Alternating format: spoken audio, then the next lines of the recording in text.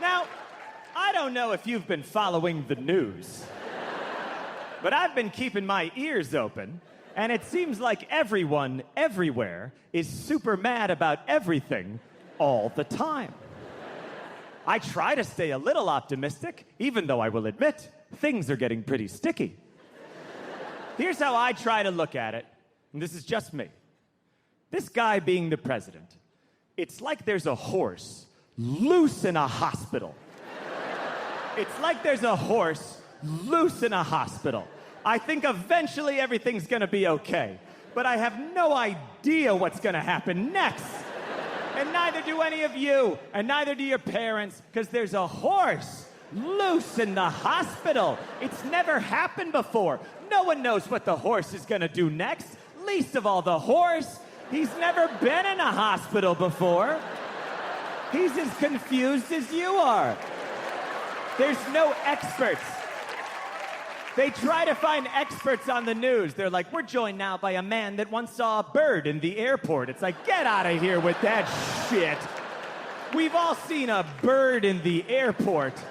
This is a horse loose in a hospital. When a horse is loose in a hospital, you gotta stay updated. So all day long, you walk around, oh, what'd the horse do? What'd the horse do? The updates, they're not always bad. Sometimes they're just odd. Be like, the horse used the elevator.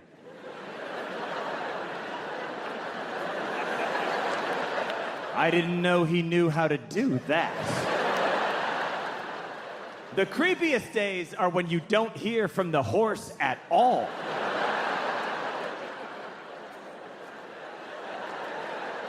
You're down in the operating room like, hey, has anyone, has anyone heard? Those are those quiet days when people are like, it looks like the horse has finally calmed down. And then 10 seconds later, the horse is like, I'm gonna run towards the baby incubators and smash them with my hooves. I got nice hooves and a long tail. I'm a horse. And it's like, oh, that's what I thought you'd say, you dumb fucking horse. And then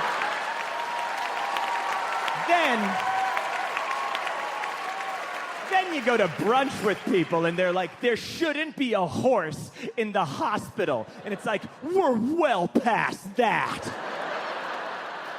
And then other people are like, well, if there's gonna be a horse in the hospital, I'm gonna say the N-word on TV. And it's like, those don't match up at all. And then for a second, it seemed like maybe we could survive the horse. And then 5,000 miles away, a hippo was like, I have a nuclear bomb. And I'm gonna blow up the hospital. And before we could say anything, the horse was like, if you even fucking look at the hospital, I will stomp you to death with my hooves. I dare you to do it. I want you to do it. I want you to do it so I can stomp you with my hooves. I'm so fucking crazy. And he's like, you think you're fucking crazy? I'm a fucking hippopotamus. I live in a fucking lake of mud. I'm fucking crazy. And all of us are like, okay. Like poor Andy Cohen at those goddamn reunions. Okay. And then for a second, we were like, maybe the horse catcher will catch the horse. And then the horse is like, I have fired the horse catcher. He can do that? That shouldn't be allowed, no matter who the horse is. I don't remember that in Hamilton.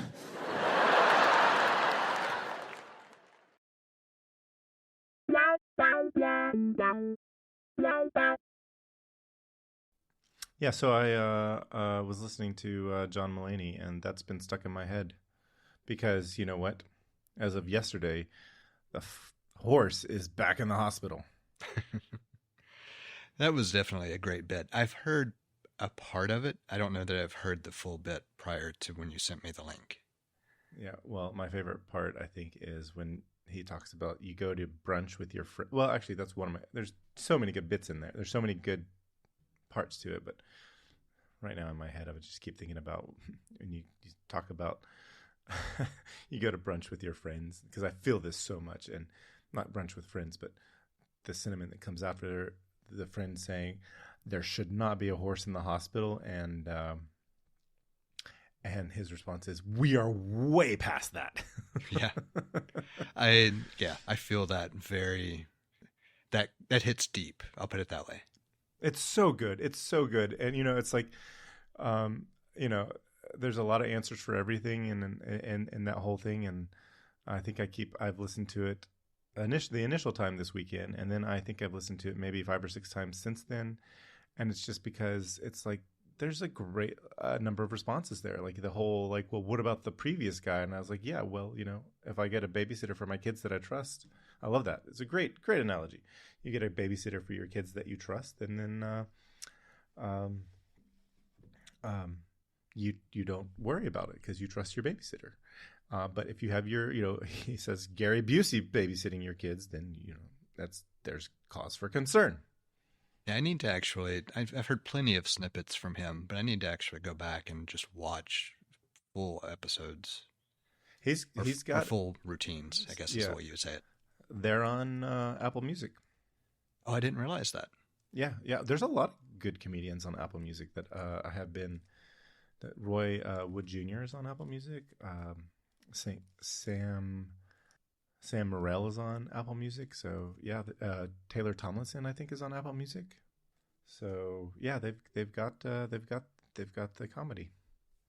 I mean, it certainly shouldn't surprise me. I used to buy comedy CDs back in the day, so it's no different. It's just these are comedians that I only know from YouTube or whatever platform of choice, etc. Whatever social media that you doom scroll. Yeah, and so I just never thought to go look them up in Apple Music. Or whichever social media platform that you're using that copied TikTok. At this point, whichever social media platform that you're watching that is being shepherded into absorption of TikTok, you mean? You can't say that wasn't a completely political stunt just to put. Oh no, that's absolutely. That was. There's a reason. Yeah. So there was a reason all the tech fuckheads paid $1 million, and it was because TikTok was encroaching on their turf. In America, American companies are supposed to spy on Americans. Yeah, not Chinese companies. Yeah, I have so many thoughts on that whole fiasco that I don't even want to go into it because I don't. No. There's no reason to. It's just one of those things that, why are we going to get up in a tizzy about one app when the others are doing the exact same thing? It's just not run by a different company. Well, it's not owned by a company that is American. That's the thing. We're only allowed to keep American. We're only supposed to keep Americans. The data that was spied on. How am I supposed to say this? Well, it's not even that. Like that. That's the reason I say it's ridiculous. It's the spying aspect. It's the advertising aspect. It's the data collection. It's the spread of misinformation and lies and controlling the narrative and like all of that. It's all of it. Every bit of it. Well, here's the thing. This is 50% your podcast, and you are allowed to say stuff on here and not support it and not comment. It's just like, I will say a thing. And if there's a wonderful listener out there that would like to respond, please send us an email or use telepathy if you want. Yeah. Whatever gets the message across. Yes. I listen to a small podcast that I think is similar to ours, and I send them messages. I send it's brothers co-hosting a podcast, and I send them messages frequently. And we have good conversations. And guess what? I sometimes affect where their show goes, and that's pretty cool. Yep. One of these days, we might actually try to actively spread this show. Yeah, we have to figure out what this show is about and rename and give it a new name. Well, maybe. I've had thoughts about that. I've had thoughts about like having a show focused on a particular topic with a different name and a set format, I suppose, just to make it more palatable to a larger audience. But this is not what this is right now. Yeah. No, I've had similar thoughts, and I was actually talking about it a little bit with my brother today. It's like this show isn't for that. Like, Right. would I have a problem doing that? No, I do think it's worth exploring content creation in all of its forms more seriously than I have previously. That's just not what this show is for. No, this was a our conversations that we have on this show existed years prior to this show. It's an origin story. Yeah. Existed prior to this show in person, because at one point we sat next to each other as mirror image, having our desks almost mirror image of one another. I was talking about that the other night, and I loved it. Anyway, the conversations got interrupted by the pandemic, and so we started them up in the form of a podcast. And so yeah, I like it. This is, it's turned into, like, this is a feelings podcast, and for me this is kind of a kind of a love letter to my kids, so that one day they've got hours and hours and hours of my thoughts recorded, and they can hear my voice when I'm no longer with them. And yeah, they can have all of my, a lot of my thoughts on things, and insights on things that happened during their life. early lifetime. Yep. Mm-hmm. Mm-hmm. So I think that's pretty cool, and yeah. I was gonna say I downloaded all the episodes and kept them, so that if one day at some point the whatever website's hosting it will go offline, and decades and decades down the road, I suppose, if we're lucky, and because decades and decades is a minimum of 40 years, so and so, I want them to have a copy for their disposal, because I had there's a podcast, there were a bunch of iMore podcasts, or podcasts under the iMore umbrella, and they are no longer available. They, like, as of 2024, they were no longer being hosted and cannot play them anymore. It's one thing that I've thought about, is whether I should look into. I've never looked at whether Apple would host directly. Like, I think you can upload them to Apple for distribution, but I think that limits certain other things from a native RSS feed, which is why I started out with it that way, because then I could send links to multiple distribution channels and everything else without a problem, because it was the standardized feed. But that is something that might be worth looking into eventually, is what it looks like to archive them somewhere. Right. Well, my plan is to archive them at some point and give them a copy, and that's like, this is for you to have, and I hope you never lose them, or even put them on a archive quality DVD, and I think they'll be around somewhere, because cassette players and VHS, cassette players, whether it be audio cassette or VHS, they are still available. I betcha you could even get a Laserdisc player or a Betamax player, but that would probably be difficult. Yeah, well, at least more difficult. They weren't as widespread at the time, so. I really wish I'd kept I had a pretty cool Sony Walkman, and I wish I'd kept it, because they are going for a pretty penny now, because while there are new cassette players being manufactured by multiple companies, there's only one cassette playing mechanism being manufactured, and all the companies are buying that cassette mechanism and putting a shell around it, and it is not a great. It's not as you can imagine, it's not as good as what was available on the market when that was a dominant form of playing, and dominant form of media, or a widespread media. Yeah, it makes sense. It's cool. Go ahead. I was gonna say, it's just cool to think about that. So I was just thinking about, even today, even though Blu-ray is still fairly prolific, the players now are certainly not as robust as the top-of-the-line players from a few years ago. Right. I mean, it's at this point, it's going to be. There's just no reason to or there's not enough demand. So, yeah, we got further into the conversation than I wanted to before, saying that I was thinking about, like, for tonight, I know that we could do a double recording, but I think we have already one in the can. Is that right?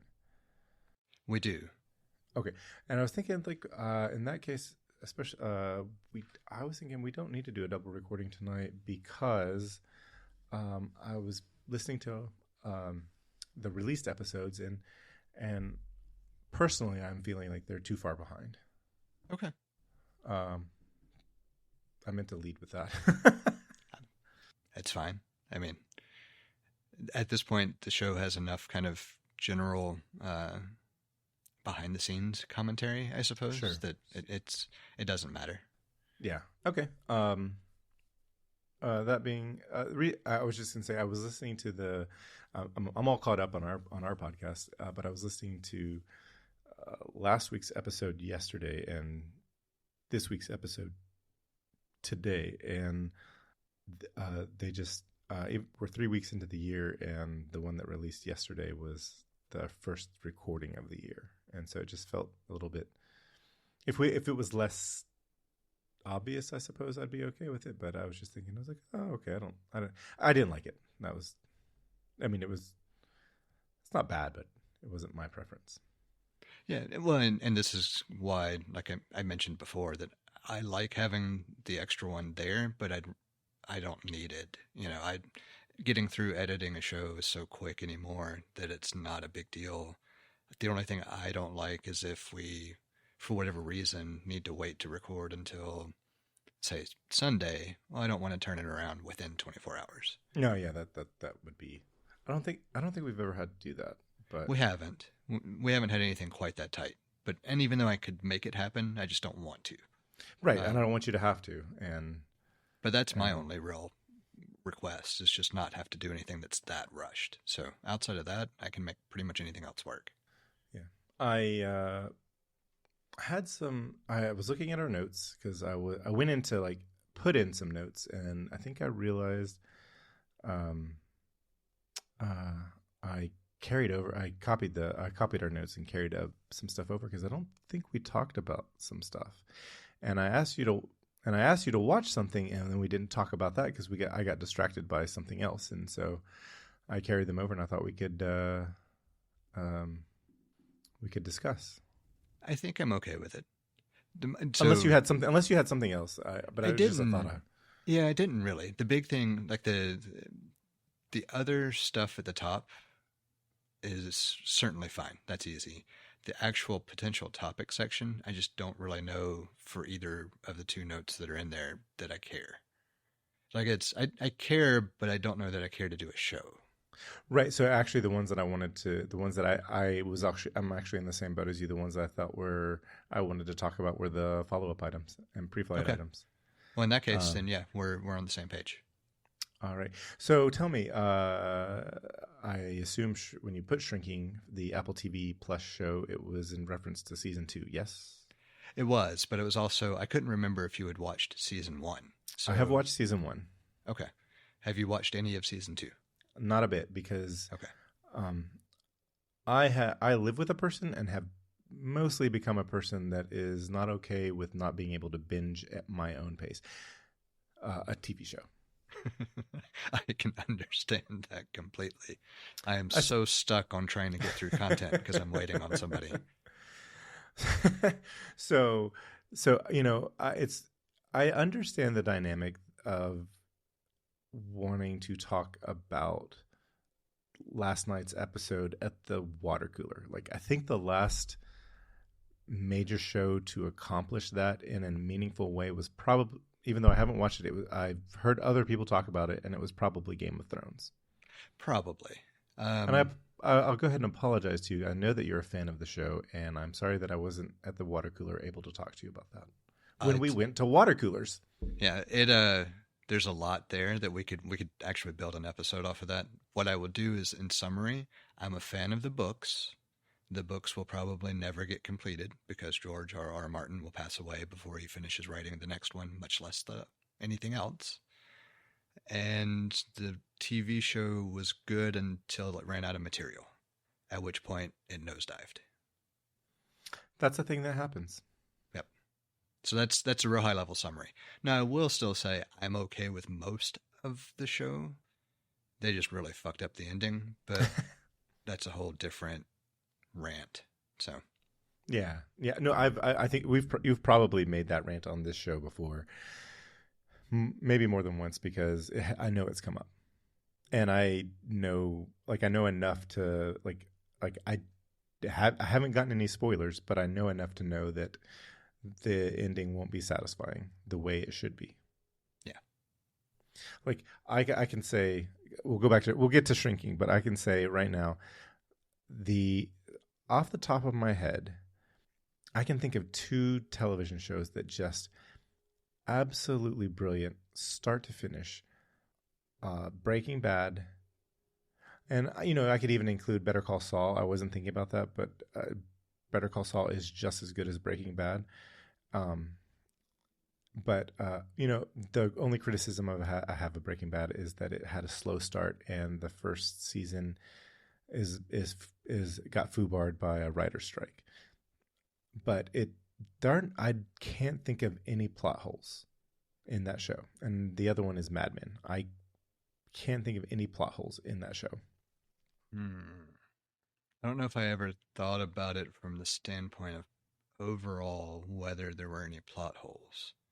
But one of the ones that I would have put on my list was The Shield with Michael Chiklis. Mm-hmm. I'm familiar with the show, but I haven't seen it. I'm not sure if there's anything else that I would add for sure. There are certainly plenty of other shows I would say I've enjoyed quite a bit, but most of them, if I think about it within the framework of whether there had some problems with the show as far as implementation goes, even if they were covered or something else, I can at least come up with a few things from most of them. I think that, I feel like a really good example of a fantastic show that started well, ended well, is The West Wing. But you can tell when Aaron Sorkin left the show. Yes. Whereas I'll compare it to Mad Men, because I think Mad Men might be... I think I can easily say Mad Men is better than Breaking Bad, but simply because of the issue with the first season of Breaking Bad. And I can't think of any plot holes in that show. I can't think of anywhere that I can't think of a bad season. But there's also half as many episodes. It's the new television format that it's 12 episodes for the first 6 for seasons 1 through 6, and then 13 for the final 7th and final season. And it's not perfect, but it's pretty damn close. Oh, did I lose you? No, I was just trying to think of any other shows that... Sorry, you can't hear me thinking. I was just trying to think of any other shows they would put... Because I haven't seen Breaking Bad. I haven't seen Better Call Saul. I have not finished Mad Men. So I don't necessarily have direct responses for those. Gotcha. And it's like I watched all the shows you didn't, and you watched all the shows I didn't. Yeah. It feels that way a lot of times, but there's so much content out there, it's not surprising. That's true. I guess maybe one other one I would put in there that was a great show, but you could tell it had problems, would be something like MASH. Because it certainly wasn't... They had plenty of episodes that were not cohesive with the other episodes, but they were still good in their own right. Yeah, I don't think that the cohesion in sitcoms was not really a thing at the time. They just wrote shows. Right. And so that's a whole different... But I was just trying to think through what are some things that maybe we've both seen, both have enjoyed enough that would be ranked up there as a good quality show, and there just aren't that many to choose from. There aren't. You have a show... Sorry, go ahead. I was gonna say I was gonna give Friends as an example. And I know that's like white people TV, and I say that in the negative ways, and that is, but it's like the first 4 seasons are fantastically funny. They don't necessarily. There is it's as cohesive as you're gonna get in the old style sitcom era, but because you don't really have any, you don't have any sort of timeline plot holes, or oh, it was winter this episode and directly after it was summer. There might be some like, oh, this character has a birthday because they're just using it as a part of the plot of the episode. But point being is, it was a great show, and then they ran out of ideas, and all they relied on was people wanting to complete it because the characters became beloved to the audience, and they just started making jokes based on the characters' once funny idiosyncrasies, and it got really old really fast and took a significant nosedive. They crash landed that show, and that was like a common thing for a lot of sitcoms in the old era. So, did you ever watch Big Bang Theory? I did. I watched the whole thing. I did too. That's one that I would say is very either you loved it or you hate it. It's very has a very passionate fan base for those who like it, and those who dislike it very vitriolically. But I would put that one on the scale of doing a good job of being cohesive in a more modern sitcom era. I don't know that I would put it as a great show, though. No, it was entertaining for sure. Yes, but that's kind of the best I could compliment it on. Whereas something like Community, I think, had really interesting elements that they explored in comedy that made it a better show, but it was not nearly as cohesive, and you could tell when they started running into problems with cast and crew and things. I'm pretty sure that anything that Chevy Chase touches could have been better. Yeah, I can agree with that because he's a notoriously, on all accounts, he's a notoriously difficult actor to work with. Yeah, I've heard the same, so I would agree. So so the Big Bang Theory, I probably would have liked it more had it not been something that somebody pointed out the elephant in the room with that show, and that was that the show is basically self-deprecating for the main characters, in the sense that it doesn't really celebrate being a nerd, and it's sort of self-deprecating to nerds. And so I watched the show with a different lens than I would have if I had been left to my own devices. I can understand that, but at the same time, I can't think of very many nerds that I know in real life that aren't somewhat self-deprecating. Well, I feel like it was the writers punching down on nerddom, even if they were nerds. Instead I follow. I think. Okay.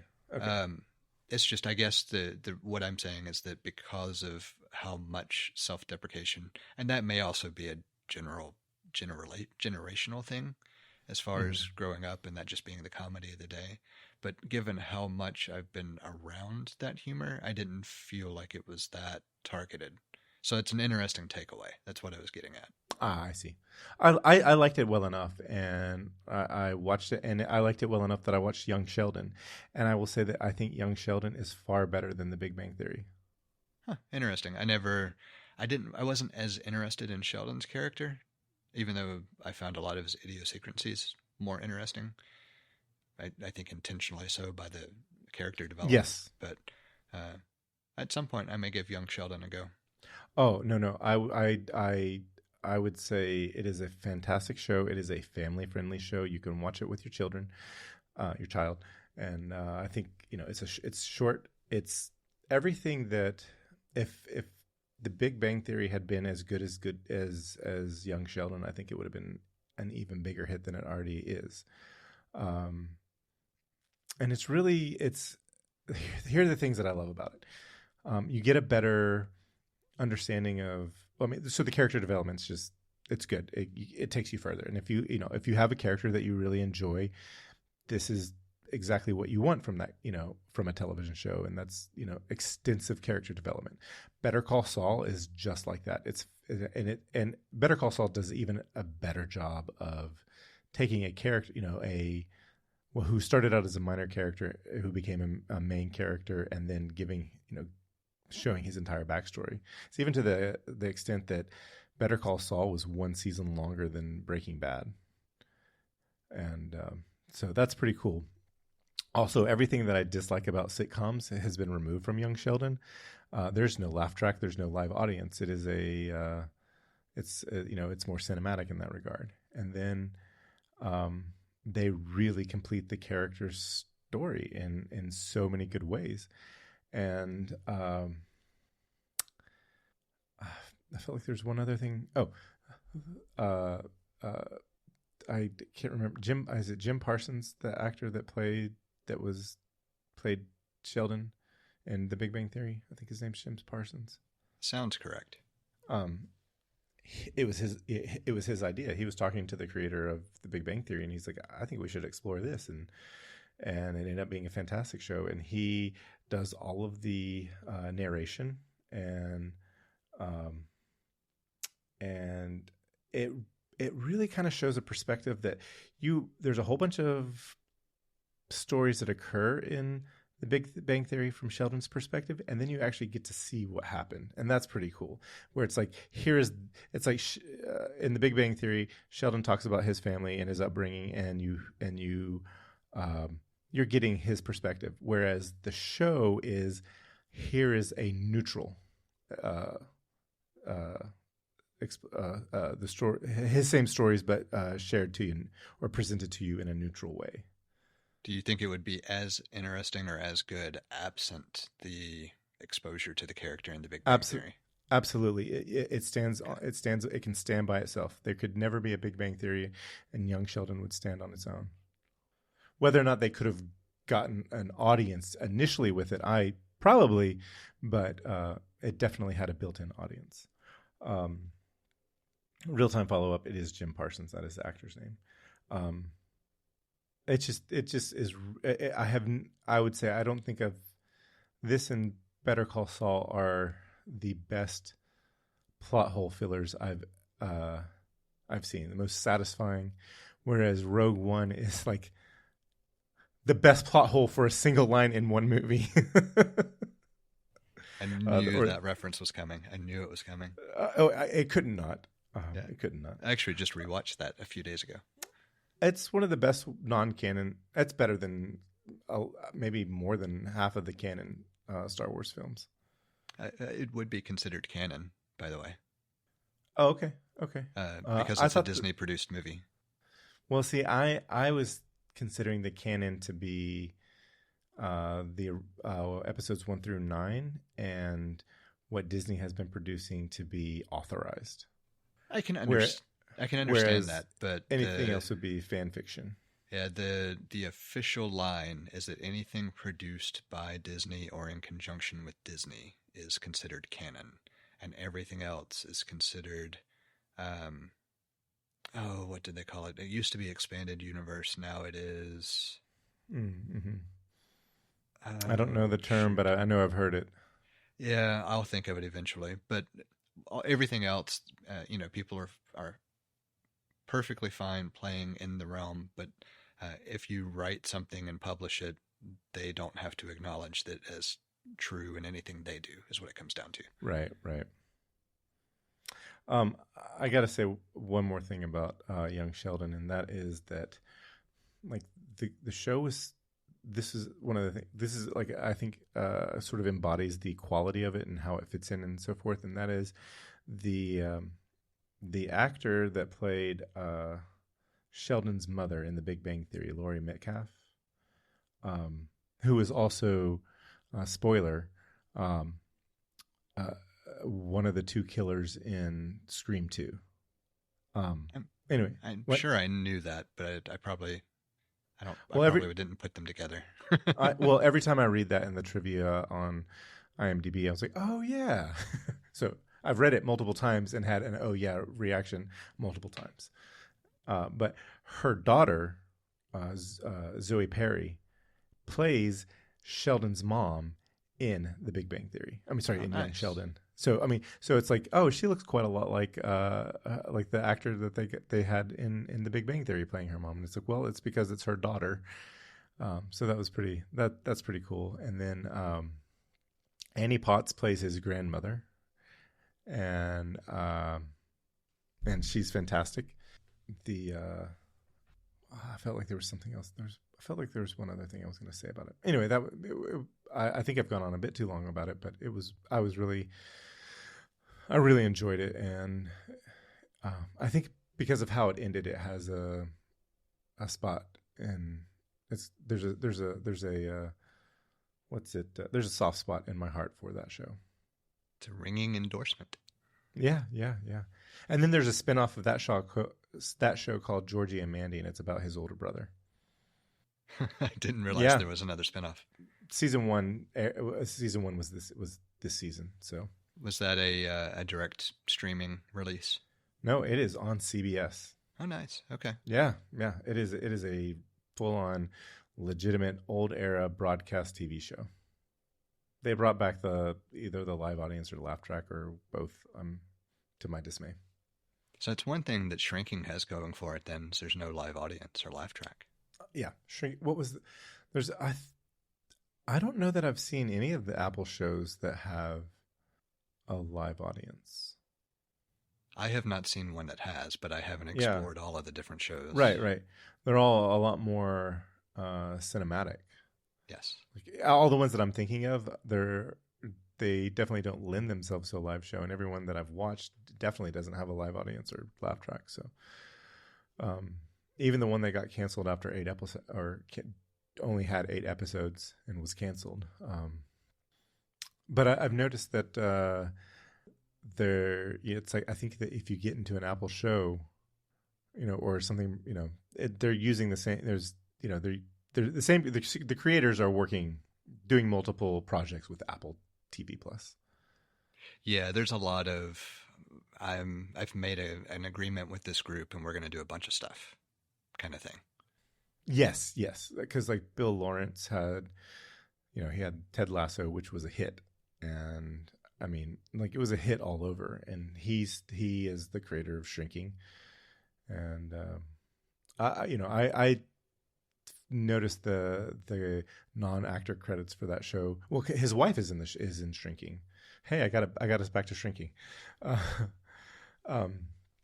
His wife is in Shrinking. She's the neighbor, and she was also in Scrubs, which was I think that was Bill Lawrence's first showrunner show, either that or Spin City. I'm not sure which, but wait a minute, she was in Scrubs? She was Dr. Cox's ex-wife. Oh, yes, she was. Mm-hmm. The voice, like, visually, I didn't put it together, but as soon as I thought about her voice in my head, yes, 100%. Yeah. And then Patricia Arquette, taking us back away from Shrinking, but Patricia Arquette is in Severance, which is finally coming. It's here. But it won't be until the spring before we watch it. But I've heard a lot of good things, and it's the first show I've seen Apple put some significant, like, hey, we're a real production company, marketing into a show. I don't know. I don't know if you saw, but the Apple website has promotion for Severance on the front page. I think I noticed that at some point. I have not watched. So season 2 is coming, right? Or is this the first season? Season 2. Which is obviously the giveaway that I have not watched any of it if it has been released. Oh, dude, it should go to the top of your list, you and Emily, because it's fantastic. It's like the whole time it's like, how are they going to land this plane? And it's like you get to the end of season 1, it's like, wow, yes. And then that was 3 years ago, but episode 1 dropped Friday, I think, or this weekend. And so, like, some of the marketing Apple did was anyone who had the Roku channel could stream Severance through the full first season of Severance through the 19th of January, which was, wow, that's a thing. You go to apple.com and there are show references like on the main page. Like, as soon as you start scrolling, balloons would start floating up. Like, even before the first image on the website was, scrolled past, and they have Adam Scott's face. He's the main character, and you could scroll. If you went all the way to the bottom, you would see the full advertisement for stream or for Severance season 2, and then they set up a pop-up set of cubicles in the middle of Grand Central Terminal, the concourse of Grand, or as close to the middle as you can get. I know there's a old probably ticket station or information station in the center. I think it's in the center. Anyway, but they had a pop-up. I don't know if it was in the dead center or Grand Central, but they had a pop-up set of 4 cubicles that the 4 main, 4 characters sit for the show. And for 3 hours in Grand Central Terminal, Adam Scott, I feel bad, I don't remember the other actors' names, but the one that wasn't John Turturro and Adam Scott were in Grand Central Terminal in these cubicles for 3 hours. And the actors are Zach Cherry and Britt Lauer. Yeah, I think we had already saved it to the list as something to watch. So I know it's been a few weeks now, but at some point not too long ago, we discovered Lucifer, and that took us down a different path. Oh, yeah, I've heard that. I've heard good things about that. We've definitely enjoyed it. I think we're 4 seasons in. Oh, wow. Yeah, I mean, it's been a quick, oh no, let's see what's going on kind of thing. I want to say Severance is 10 episodes, so it's not a huge commitment. No, I'm sorry, it's 9 episodes, not even 10 episodes. And so it's not a huge commitment, and everything is under an hour. So if you start after you finish that, you'll be able to probably do 2 seasons all in one go after you finish your current watching Lucifer. Yeah, the only thing we took a break from Lucifer to watch was Shrinking. So that's the favorite. That's the favorite right now. Yeah, at the moment, yeah. And it's, I mean, for Lucifer, I know we don't necessarily need to go much into it, but for Lucifer, it's all the character development. They do such a good job of making you think about these different characters in different ways that it catches you. So yeah. So let's talk about let's go further with Shrinking, because I took us there, but it seemed like a bit of a teaser, and so I'm just gonna I'm gonna make a hard transition and say. Well, so, I think my big concern with talking about it is I don't want to give anything away either. So we could talk about it from the general perspective, maybe, but I also don't know that I have a lot to talk about with it. It's just been a really good show. And I have a soft spot for any show that explores the topics that they explore. Dealing with just difficult emotional situations. So I can talk through the first season, and try to not say any spoilers for audience, for listeners, but it's I thought it was a great show, and I thought it was I'm glad to see that somebody going out and just this is not the only show that has done this, but just this specific, because the characters are psychiatrists. It's so great to see somebody showing like the true importance of mental health. Yeah. So as far as I know, the only other show that really tried to target it this way was Frasier? A show called Mental. Yeah, I mean, I guess you can make an argument for Frasier if you really wanted to. It was meant to be a joke. It was meant to be a joke. You can make a similar argument about Cheers if you wanted to go with the Frasier route, but that's like barroom psychology, psychiatry. But Mental was one that really did try to target the difficulty around like treating patient interaction, and I don't remember which network carried it, but I know it did not get past the first season, or it might have gotten partway into the second season before it got canceled. But either way, it did not have a full 2-season run. Oh, that's kind of like Mindhunter. Yeah, I mean, there's been a lot more success trying to target it from identifying behavior for criminal purposes. Right. So thinking about things like Criminal Minds, or even Lie to Me got canceled after the 3rd season, and that was a phenomenal show. I actually didn't bring up Mindhunter in terms of a show about psychiatry and psychology, but rather just it was a show that was really good that ended prematurely. And that wasn't from cancellation, but rather the creators just took on too many projects and couldn't finish this one. Oh, that's sad. Yeah, it was David Fincher. It was David Fincher, who is like there's like maybe a handful of directors that I'll go see the movie if you just say, hey, do you want to go see a movie that just came out that was directed by Steven Soderbergh or David Fincher or Aaron Sorkin? More writer than director for Sorkin. Yeah, I can understand that. Oh, and Quentin Tarantino. Fuck, that's the top of my that's the top of my list. I thought that one was just implied. That was a given based on pre-existing knowledge. Okay, I'll yes, that's correct. It should have been it was implied, and then I got scared. But back to Shrinking.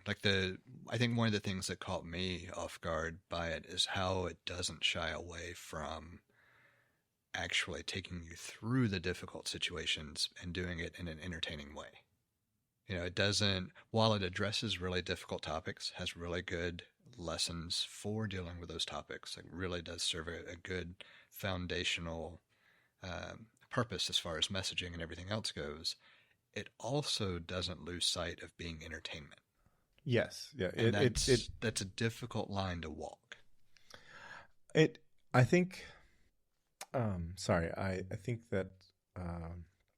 I think you're right. I think it is a difficult line to walk, and I think that not having started season 2, I think that it will show some consequences for extreme behavior, and I don't expect them to shy away from presenting that in a realistic way. I put you in a difficult situation of asking you to respond to something without really allowing you to respond appropriately. Yeah, I was thinking about if there's any way I would say something that I wouldn't be concerned would be an issue. You know, I'd be okay with a confirmation of. I think the only thing that I would say, because I don't think it gives anything away one way or another, is I thought they did an excellent job from where they started to how they wrapped up the season. They did a great job of navigating it to a point that felt like it for season 2. Yes. Okay. Is season 2 complete now? Yes. Oh, I know what we're watching this weekend. So we could certainly have follow up. Yeah, however fast, yeah, not a big deal. Because I do want to talk about the last episode at some point. Yeah, I make no promises, but if we can talk about that, we've got 2 weeks because we don't have a recording next week. We will have an episode. There will be an episode, but no recording next week for us as we live and breathe in these times. So yeah, I would love to make this episode after this one one that we can talk about that last episode of Shrinking. Yeah. If we do, great. If not, then we'll do it before too long. That'll be a nice little teaser. So the other thing that was in the pre-flight stuff was Carry On. Yeah. And I haven't reported it on the show because I don't remember exactly where that fell. But you told me. Yeah, I told you. But to report on the show, I did watch Carry On after saying that I would. So I feel a little bit not bad about it, but because I think it was. I'll do this as you can listen to episode and not necessarily how time worked for us and the days that we recorded, but 2 episodes ago, I think I brought it up, or the night that we recorded the one from 2 episodes ago, which would be 227. I don't even know if we talked about it and this conversation was recorded, or rather, or at least audio of an audio conversation was recorded versus a text conversation that is technically recorded on each of our phones. But I said, "Hey, have you?" I don't know. I basically asked you if you'd watched Carry On. You said no, and I wanted to talk about it I wanted to talk about something, but there's no way to have the conversation I want to have without completely spoiling it. So when spoilers are coming, I will give the notification of. But so you watched it, and we recorded episode 228, and I completely forgot to ask you about it. Didn't make a note, didn't remember it before or even immediately after recording. I remembered it maybe yesterday. And I mean, it sounds about right from the timestamps for the note. Yeah. So whenever you see me put the note in, I was like, that's when I remembered it. And so, which I think is yesterday. And I was like, well, shit. I asked him to watch this movie, and then we didn't even talk about it because he did it. He like took time and watched this 2-hour movie, hour 45 minutes. I'm not sure. And then we didn't even talk about it. And I feel kind of like I feel bad about that, but not too bad. Oh no, it's one I would have watched anyway. So the cast alone. You did say that. Yeah, the cast alone was interesting, and I did confirm that it was already saved in my list. I just couldn't remember the movie. Yeah, Jason Bateman's. I'll pretty much watch anything that he's in, and that includes Teen Wolf 2. I'll try to defend that. But yeah, so the thing that just like what moved me about it to be like, you gotta watch this, was the new bad guy. Like I just really was so clear to me. But the bad guy, at this point, if you have not watched the movie and you don't want spoilers, you should skip to the time that Jesse inserts here. I gave you homework. More than likely, you should pause the episode and come back to this episode when you watch it, if you ever watch it. Fair enough. So, the enemy, at the end of when you get through everything, the enemy is corporate America. This was an entity that pays for a lobby to work with our government for this company's better interest. And when that wasn't working, they took extreme measures, vigilante level measures, to essentially hire domestic terrorists to commit to engage in biological warfare, killing a Congress lady. Congresswoman would also be. It works, but I believe that, I'm going to go with Congresswoman. That seems right, because then if you wanted to refer to them as something better than a butch blonde botch body, you might refer to them as the gentle lady from the state of, insert state. And so yeah, I guess Congresswoman is, I could say that if you are a BBBBB, you are a Congresswoman, and if you are, I'll use AOC as an example. She's a gentle lady. Anyway, the baddie in the movie, corporate America. And you know what? I kind of noticed this after the fact, but Rambo 3, the baddie, Afghanistan. That might be the best stumbling of pronunciation. I'm like, that's not right. That's not right. That's not right. And I was like, I literally had to stop and spell it in my head to get it right. Yeah. So, I mean, yes, in general, we do not have a shortage of movies that portray real life villains in fashion. There's no shortage of that type of crossover. That's what I was trying to get at. But what I thought was most interesting, even you're correct, like the corporation was or you could think of corporate America as the bad guy specifically, and as a person, which thanks to certain rulings they're thought of in as the 90s. Yeah, fuck that. But what I found interesting, above and beyond that, is that Bateman's character was just doing a job, Yeah. and you don't vilify him to the same extent that you vilify the actual Corporate America. people who set it in motion, which I thought was really, really good storytelling. Mm-hmm. Well, the thought I really had was, or the point I wanted to make was that I think corporate America has been a baddie in movies for a little while, a few years at least, and it was just like, oh, now we really know who, this one just really, it was so blatantly, hey, corporate America is your enemy. That is the enemy of the American public. Whereas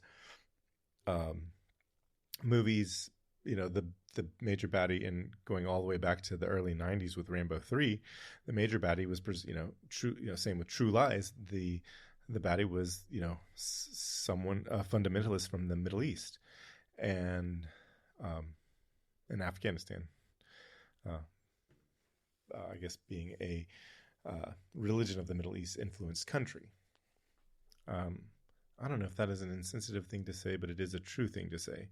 And if it is an insensitive thing to say, please rebuke me at this moment and let's figure out how to edit a different conversation here.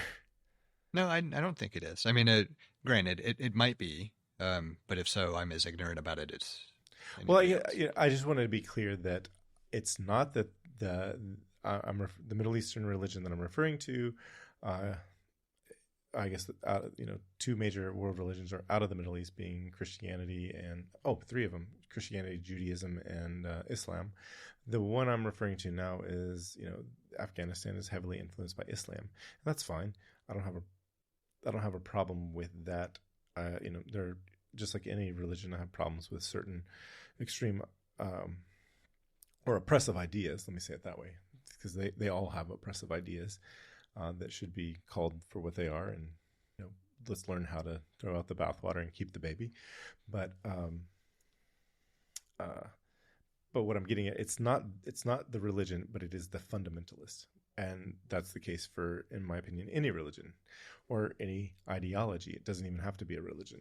So it's the fundamentalists that can pose a significant problem, and so for through the 90s, the 2000s, and into the 2010s, Hollywood portrayed America's baddie as Islamic fundamentalists. And then prior to that, in the 80s and the 70s and the 60s, it was the Soviets. And in the 50s, it was I think we were back to the U.S. government and their treatment of indigenous people. Yeah, there have been large cycles in general, and you can see the proliferation of that even with each subsequent generation. Even though I would say fundamentalists were the primary portrayal of the bad guy in some fashion for portions of time in Hollywood, you still never really got away from the Soviet influence either. And so often it would be Eastern European. Yes. It became more generic. And I think we're seeing similar trends overall, where instead of it being, it has to be an Islamic fundamentalist, it could just be a fundamentalist that is, or a fanaticist from any ideology. You see more general portrayals now than you do targeted. It has to be, Muhammad from Afghanistan, or take your pick, right? Iran, Iraq. But where Carry On really shines is it kind of embraces the thing that a number of spy movies have been telling us for a while, which is money is what controls things. It's the pursuit of money and power. And I think in the past, like the Bond films have certainly been great about portraying rich people being villainous. And there's a certain aspect of that drives corporate America the way it does. And it's just becoming more abstract. Instead of it having to be centered in just one person, it's this conglomeration that we treat as a person because it is an entity, but it's not necessarily just the person at the top. It's, the board or management or, whatever group that drives that entity forward. Yeah. Yeah. I was thinking about, while you were saying that, it sparked the thought about how previous, the motivation of the corporation and Carry On, I don't recall their name. What was really notable for me was that there wasn't a person's name. It was this specific corporation. Nobody in the corporation was named. It wasn't like the CEO or the president or the chairman of the board.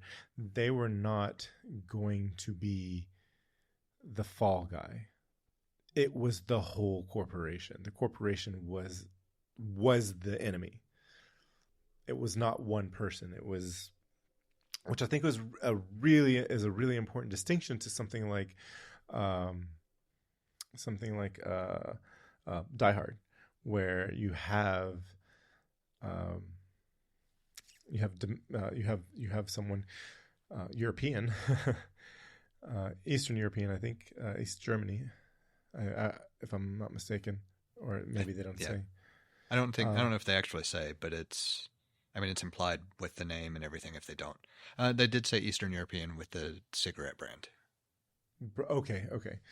Wow, nice. That's not a detail I would have remembered. Yeah, it took me a moment, but I knew there was a call out somewhere, and it was when he was on the phone with with Carl Winslow. Yep. I have never seen that guy in something where he's not a cop, and I've seen him in at least a dozen things. I seem to remember having Reginald Vell Johnson. Yeah, I seem to remember having one instance where I saw him not as a cop, but I couldn't tell you what it is. He was in He pretty much just plays that role, though. Yeah, he was in a made-for-TV Hallmark movie, and he was still a cop. I think he was retired, but he was a cop. He was a cop. Family Matters is a spinoff of Perfect Strangers. I think I knew that. Yeah. But back, what I was going to say when I brought up Die Hard, they don't work for a corporation, so maybe this is not a good example. But Wolf of Wall Street, and that's a recent example. The baddie is corporate America, but there are these guys in corporate America specifically. It's not even their company, other than the fact that they were running their company, but it's these guys who are bad. And then you look at another one, I think, to use a real life or a based on true events. The one I can't think of it. It's the one with Christian Bale and some other actors. So as you were talking, just based on what we've talked about not too terribly long ago, I thought you were going to pull in the United Healthcare thing and the fact that they. No, I was going there. Stuff. I was so going there. Yeah. So Christian Bale, I was trying to think of what he's done recently. It was 2000. It's about the beginning of the 2009 or 2005 or 2008 financial crisis with the 2005 predatory lending and ninja. Yeah, I mean, I can picture the cover, but I don't remember the title. The guy who did Moneyball, the creators of Moneyball. I don't know why I cannot. I want to say short. It's not Short Sale. I don't know why I am drawing a blank and I can't say Afghanistan. I'm again. I can picture the title. The Big Short. Okay. It was The Big Short. Jonah Hill, being an excellent actor. Forgot that he was in it until just now. Anyway, I feel like it's like these guys. These are the way that movie is presented. They found these specific people who were real people that exemplified what the entire industry was doing, and that it makes it feel like, oh, it was these bad apples, instead of like the whole orchard is in decay. And I feel like Carry On is one of the first movies to really present it in that way. Or maybe it was the one that just really hit home, and that sentiment really hit home for me from watching that movie. It's difficult to say, because I was also thinking about, I'm more aware of that being such a problem now too. And so I do wonder, if I go back and watch some other films, if I wouldn't pick up on it more quickly. Oh, it could be that. Oh, very well could be that. I think, I think we've mentioned about on the show, it's like there's this like window around your, on either side of your age, younger or older for a few years, and you can really recognize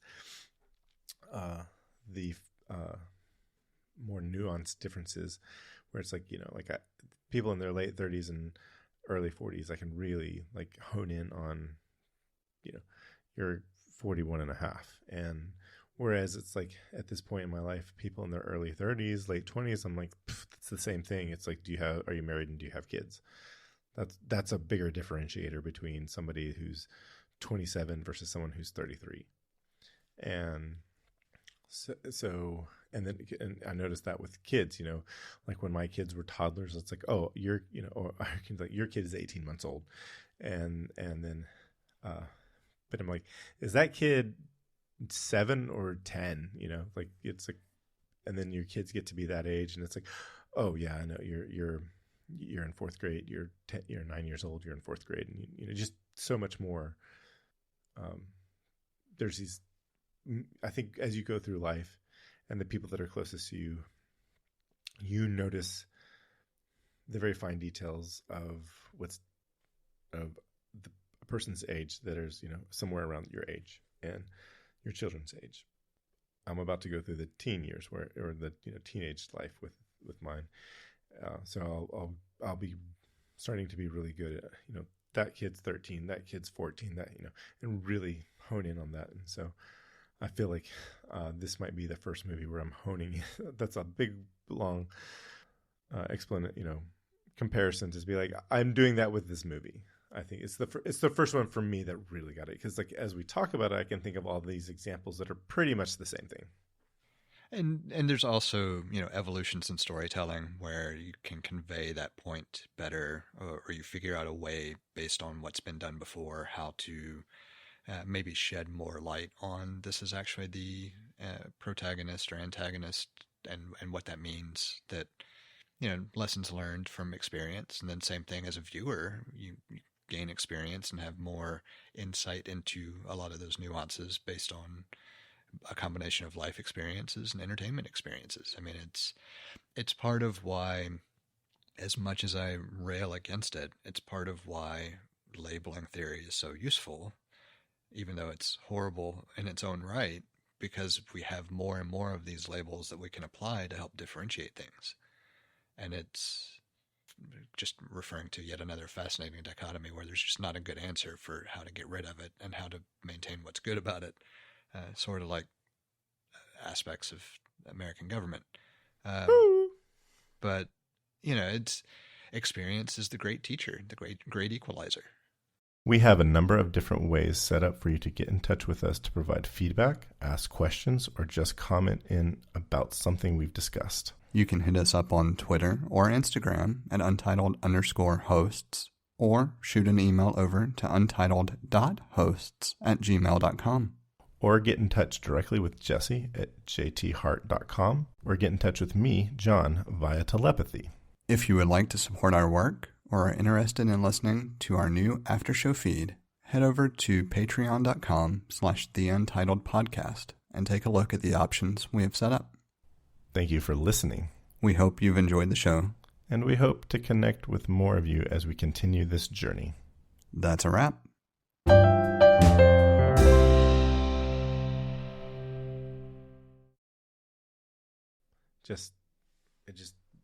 It was significant that the antagonist was faceless. Yeah. And I think you'll see more of that, and maybe some real change happen. We took care of the Soviets. They're not a problem any longer. Not whatsoever. But I'm a hippo, and I got a nuclear missile. That could be changing though. It'd just be Russia instead of the Soviets. I know that was my callback.